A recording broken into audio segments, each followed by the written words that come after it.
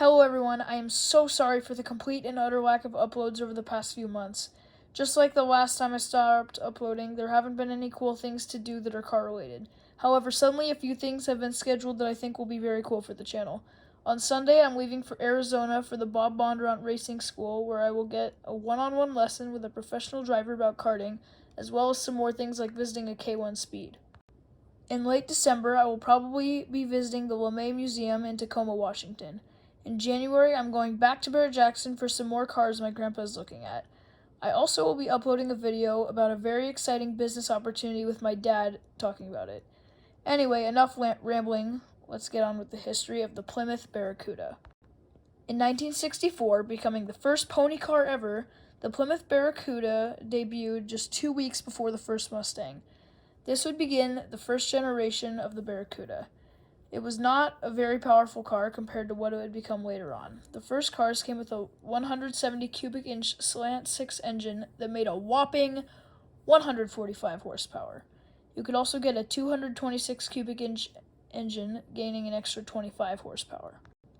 In 1965, the Barracuda was basically the same car as the 64.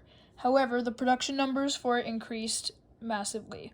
Being the final car in the first generation of the Barracudas, the 1966 car was not very different from the other 2 years. Moving past the first generation, the second generation began in 1967. These cars started to look more like the classic muscle cars we all know and love. Or maybe it's just me. Anyway, these cars were the first convertible Barracudas. The Slant 6 was dropped, and instead they used different V8s with either 2-barrel or 4-barrel options. In 1968, a lot of Barracudas were modified and used for racing purposes, a lot of them using a Hemi engine. For the production cars, Plymouth reintroduced the Slant 6 engine. In 1969, my favorite variation of the Barracuda was introduced. Simply named the Cuda, this was the sporty version of the Barracuda.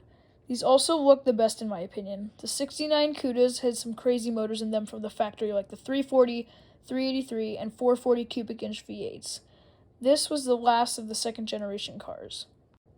Beginning the third generation cars was the 1970 Cuda. These cars had the same V8 options as the 69s.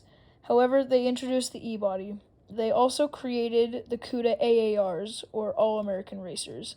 These were equipped with a 340 cubic inch V8s and a 6-barrel option.